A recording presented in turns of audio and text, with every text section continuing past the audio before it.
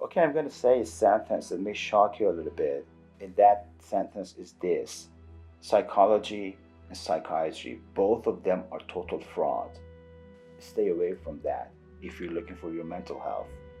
Okay, stay with me to the end of the video and I try to bring some evidence and then you can pass judgment about that yourself. Okay, hello again, my friends. My name is Arspus, and today we are going to continue with the rest of the Rumi poetry.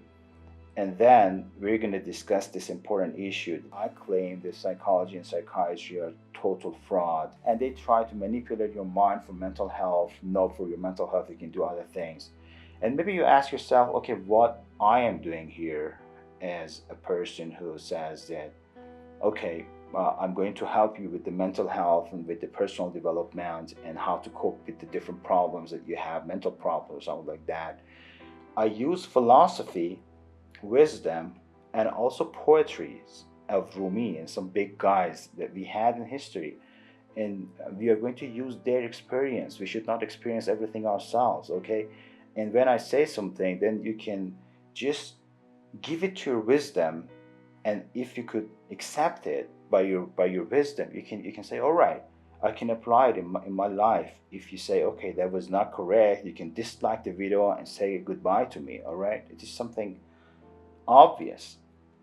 Unlike what psychologists are doing or psychiatrists are doing, they just, specifically psychologists, they have the power of domination.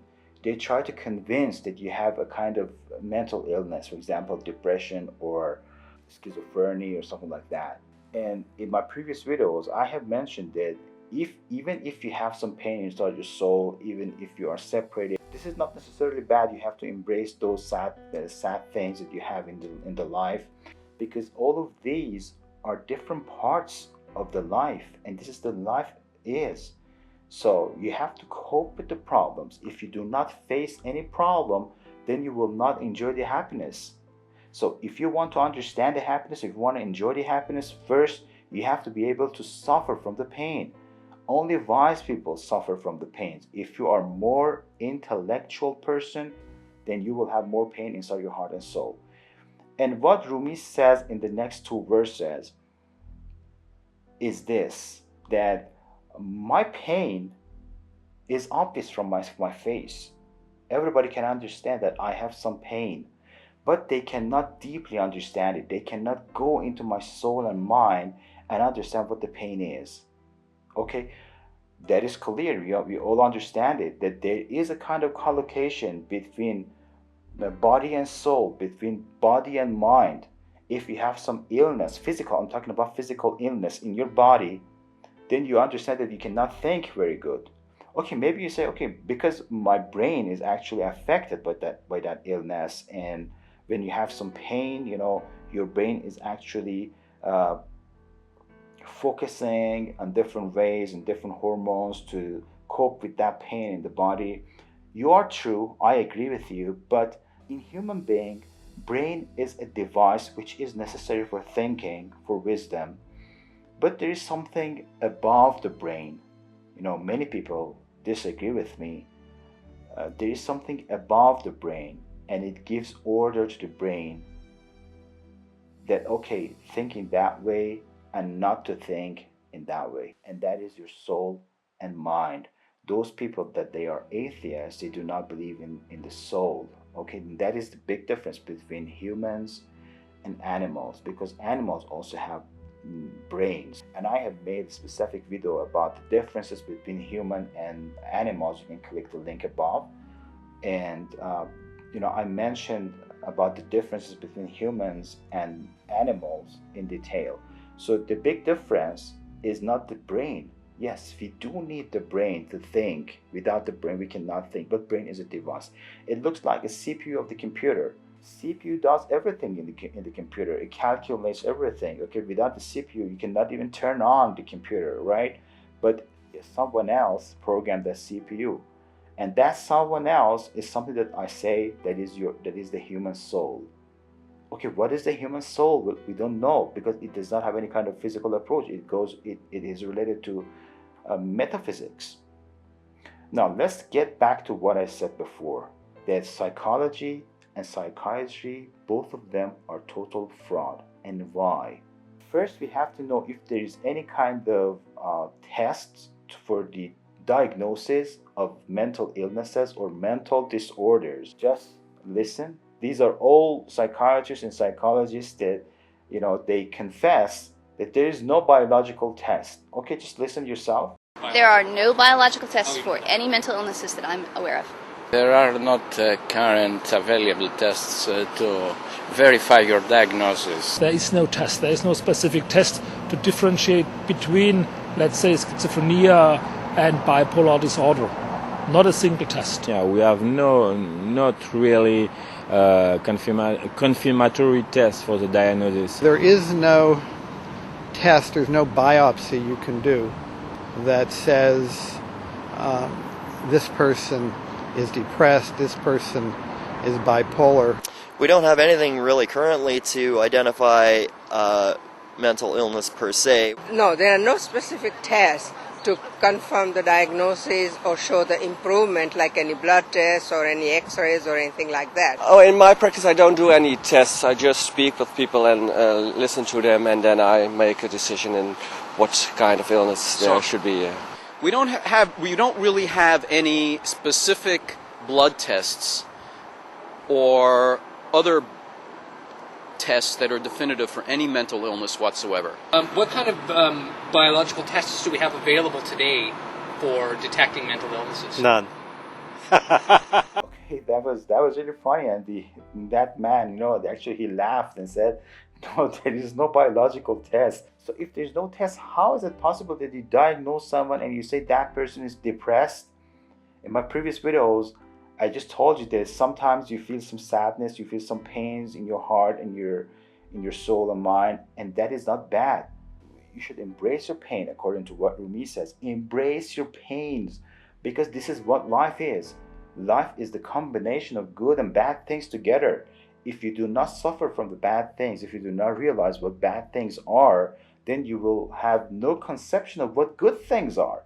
Then you will not enjoy the happiness or the good things that you have inside your life. You do not understand what happiness is unless you understand what sadness is. So sadness and the pains, they are not necessarily bad. So why do people go to the psychiatrist and they just prescribe some drugs? And most of those drugs are addictive and they're toxic for your body and brain. Why? Rumi says, okay, embrace your suffering. But today, psychologists say totally different things. They say, no way, you should just put away all the bad things in your life and try to be positive. So this is something that, it is totally different from what Rumi said.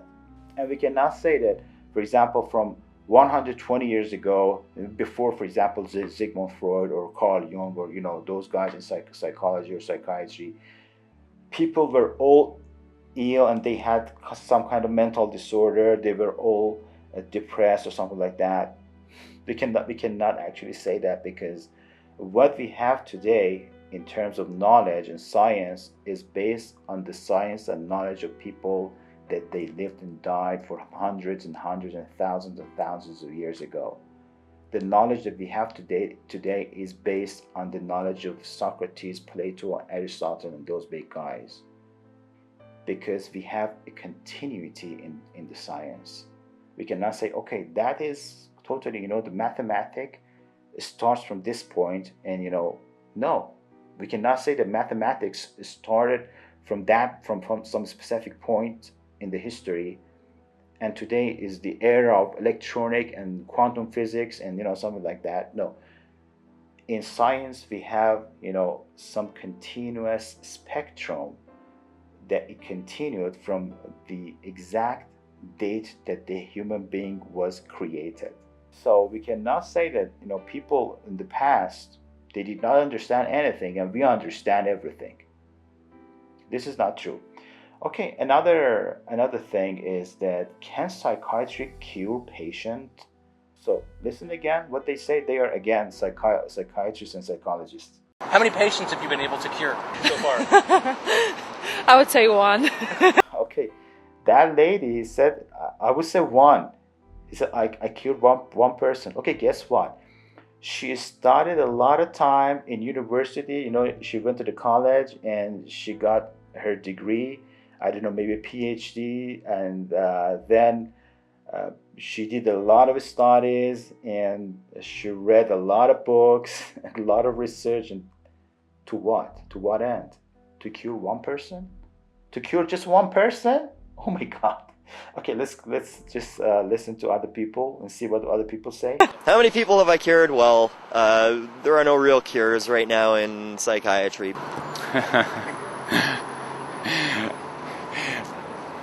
Yeah. The idea of any, you asked me about the issue about how many people I've cured.